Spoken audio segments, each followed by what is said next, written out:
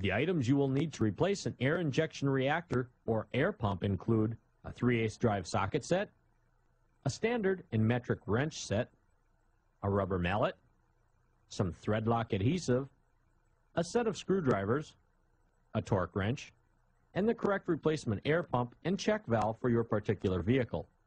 Whenever installing an air pump, we recommend replacing the air pump check valve at the same time.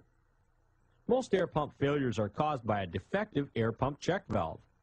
If you install a new air pump but fail to replace the defective check valve, the new pump will be destined for early failure. First, begin with a cool engine to prevent burns. Turn off all accessories, including the ignition key. If your vehicle is equipped with an electric fan, make sure to disconnect the wire leading to it or remove its fuse from the fuse block. This will prevent the fan from starting up suddenly while working, which could cause personal injury. Remove any hoses and the combination valve, if so equipped, from the old pump. Many replacement pumps do not come equipped with a pulley, so the pulley from the old pump must be transferred to the new one. With the drive belt still on the old pump, loosen the pulley mounting bolts or retaining nut. The belt will help prevent the pulley from slipping while loosening them. Next, loosen the adjustment bracket and the pump mounting bolts. On V-belt systems, this will allow movement of the pump for belt removal. Continue removing all mounting bolts and remove the pump from the engine. With the pump out, finish removing the pulley mounting bolts or retaining nut. Remove the pulley from the pump shaft.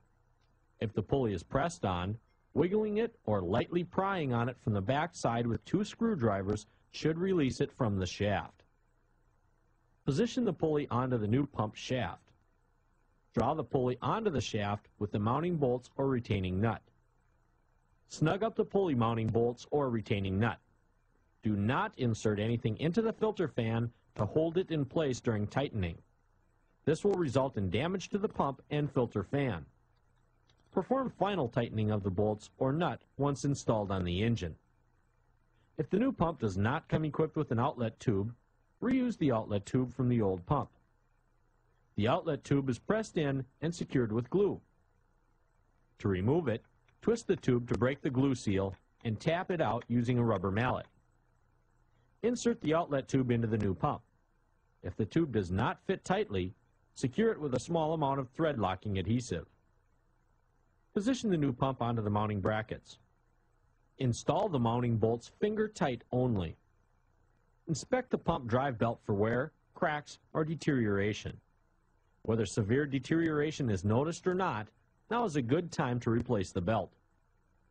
Position the drive belt onto the pump pulley and pull on the pump to apply tension to the belt. Never pry in the housing, as damage to the pump may occur.